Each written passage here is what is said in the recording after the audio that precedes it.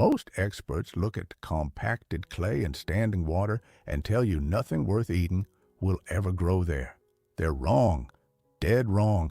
There's 8 fruit trees out there that don't just survive that kind of ground, they turn it into some of the most nutrient-dense fruit you'll ever grow. And here's why. See, a tree that's fighting just to survive don't waste none of its energy on easy, soft growth. It pours everything it's got into 2 things: roots deep enough to find what it needs, and fruit dense enough to carry its seed on forward. Struggle concentrates value. That's the whole secret right there, and every single tree on this list is going to prove it to you a different way. Now, none of these trees are instant. You're not going to plant one in spring and be eaten off it by fall. Most of them want 2, maybe 3 years to really settle in and start earning their keep. So, if you're looking for a quick fix, this ain't quite that.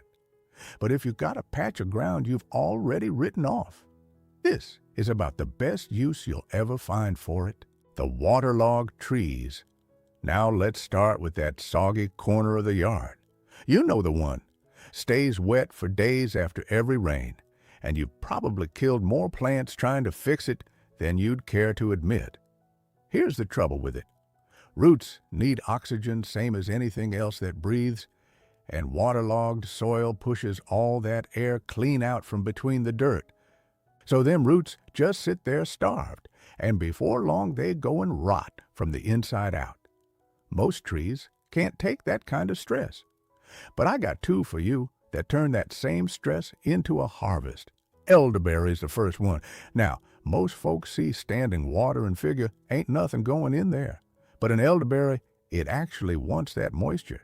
You take a cutting, stick it right down in that wet ground come early spring, give it a bit of sun, and inside a couple seasons, you'll have yourself a whole hedge loaded down with berries.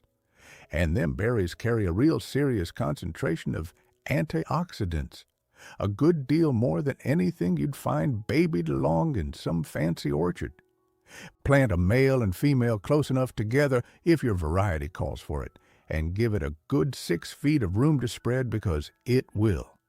Pawpaw's the second, and this here's a genuine native tree, evolved right in them wet bottomlands and shaded creek edges. It'll take heavy clay, it'll take standing water, it'll even take partial shade where most fruit trees would just up and quit on you.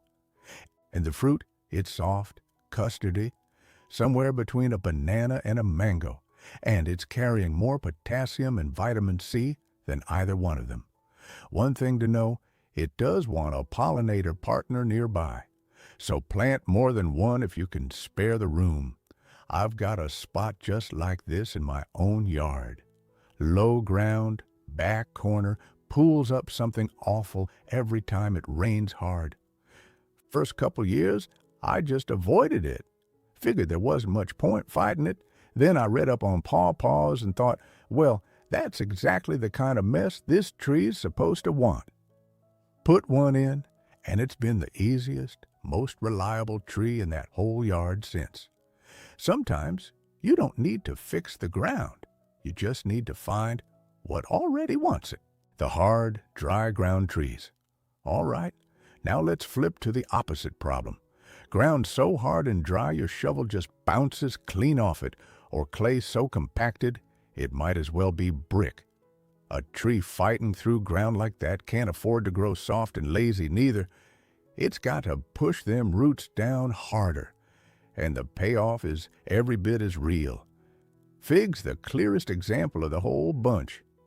You give a fig tree rich, easy soil, and it'll grow you great big leaves and hardly bother with fruit at all.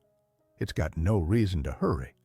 But you put it in rocky, compacted ground instead, and that tree gets good and stressed, and it responds by pushing near about everything it's got into the fruit, packing in more sugar than it ever would if you'd babied it along.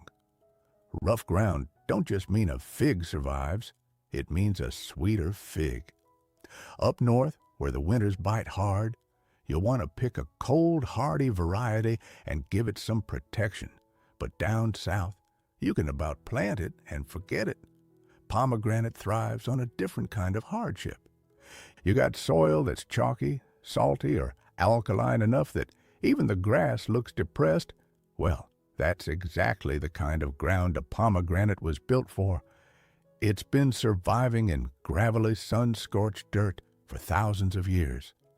And it turns all that harsh, mineral-heavy ground into fruit that's known for carrying a real serious concentration of antioxidants.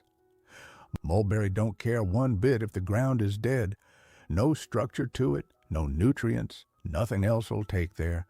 It'll grow in heavy clay, same as bare sand, and once it's established, it asks for almost nothing off you, putting whatever little it gets straight into the harvest. Fair warning, though, it'll drop a mess of berries come summer, so don't plant it right over a patio unless you don't mind a bit of staining. Jujube rounds out this bunch. Dry, dusty, dead-feeling dirt is exactly where it wants to be. No spraying, no feeding, and once it's settled in good, you can about put the hose away for good. Hey, quick favor before we keep going.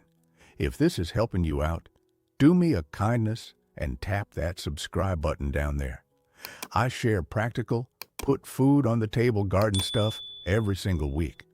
The legacy trees last to, and these ain't just tough, they're built to outlast you entirely. Persimmon sends a taproot down deep enough to find water where an apple or a cherry tree would just plain give up and die. Plant it in your driest, toughest spot and leave it be. It hates being fussed over truly. Once it's established, it's near about untouched by pests, heat, or cold. And the fruit itself, once it's had a good frost on it, turns into something close to spiced pumpkin custard. Olive might be the toughest tree on this whole list. Rocky, bone-dry, neglected ground is exactly where it does its best work. There's olive trees out there still producing fruit after 2,000 years. Skip the fertilizer, skip the extra water. The more it's left alone in poor soil, the more concentrated and richer its fruit and oil turns out to be. Struggle concentrates value, one last time, in the oldest tree on the whole list. If you're up in a real cold climate, the olive might not be for you. It wants mild winters to really thrive, so know your zone before you commit to one. Now, them 8 are your headliners, but I'd be doing you a disservice if I didn't mention a couple more that'll do just fine in this same rough ground right alongside them. Autumn olive and seaberry, cousins of a sort. Both of them fix their own nitrogen right out of thin air, feeding the soil around them while they're at it, so they'll actually help whatever you plant near them later on. And if you've got a fence line that gets bone dry and neglected, blackberries and gooseberries will run right along it and give you a crop with hardly a thought spent on them. Now, a few things to keep in mind so you have real success planting into ground like this.